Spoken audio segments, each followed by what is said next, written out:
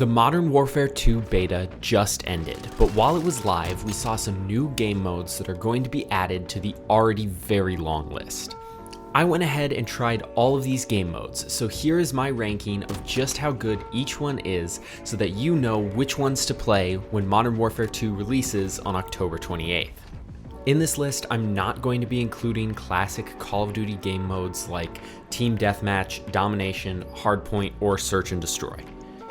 These really don't change much from title to title, so I'm going to spend the time talking about the new additions. First up, we have Invasion. Now, this is a team deathmatch style, large-scale game mode that features small portions of what's going to be the new Warzone 2 map. Now, this is pretty similar to Ground War, which was a game mode from Modern Warfare 2019 and was played on Verdansk.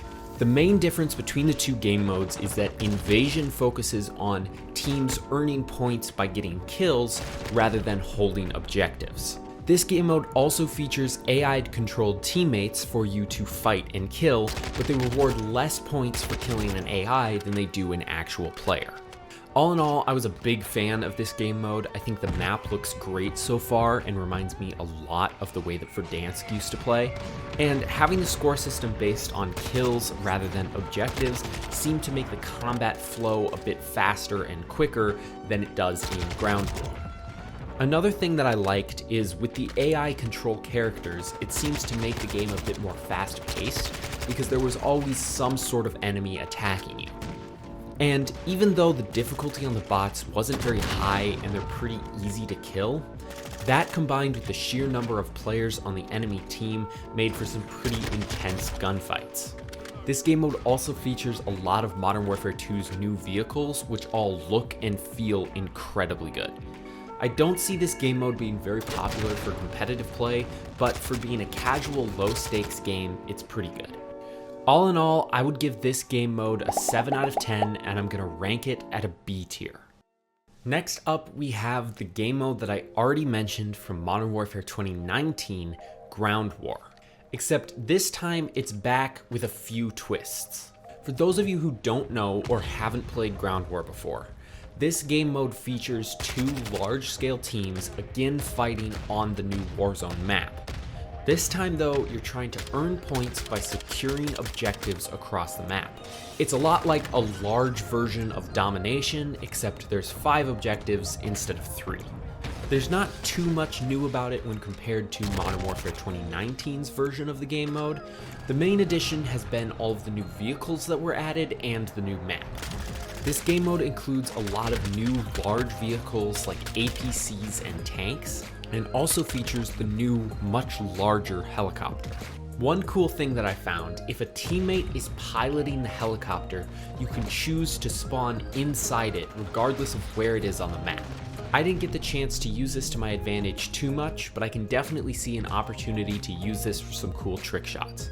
Other than that, I wasn't the biggest fan of this game mode. It seems well balanced, but it's a lot slower paced than Invasion is, and can feel a bit tedious at times.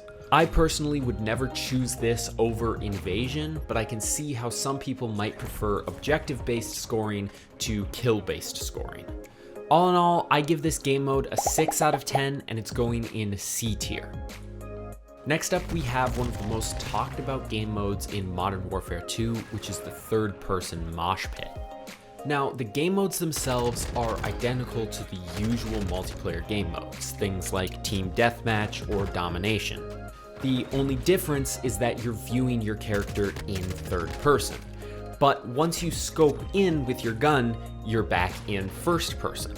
I've heard some people say that they're really excited for this, but to me, it seems more like a gimmick than anything else. Most of the action in Call of Duty happens when you're aiming down sights. And once you're aiming down sights in third-person game modes, it's indistinguishable from a first-person game mode. The only thing different is the view when you're not actively shooting your gun, and the ability to peek around corners a bit better. All in all though, it doesn't really seem to make much of a difference to the gameplay, and I personally didn't enjoy switching between first person and third person every time I wanted to scope in my gun. I'm giving this game mode a 3.5 out of 10, and it's going in E tier.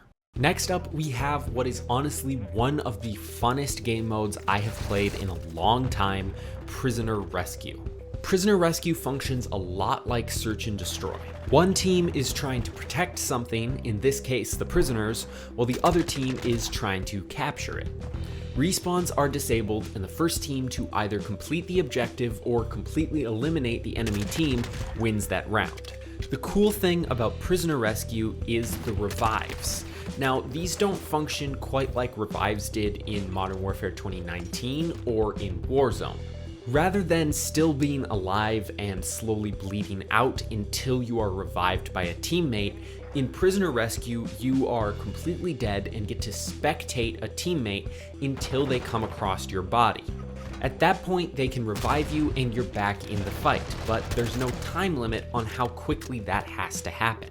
This leads to some pretty cool moments where one team can be down one person to 5 and then go around the map and revive every single one of their teammates, suddenly making it a fair fight again. And rather than just winning rounds, players earn a certain number of points by completing objectives. In this case, every prisoner rescued, if you're the rescuers, is 100 points. And for the other team, every prisoner you prevent from being rescued is worth 50 points. The rescuers can also win the round by eliminating all of the enemy team, but they don't earn as many points doing that as if they had rescued both of the prisoners first. Lastly, once you rescue the prisoner, you have to throw them over your shoulder, which makes you unable to wield your primary weapon. So if you grab the prisoner, you're going to need either your teammates to protect you, or you're going to need to equip a pistol ahead of time so you can hold the prisoner with one arm and shoot with the other.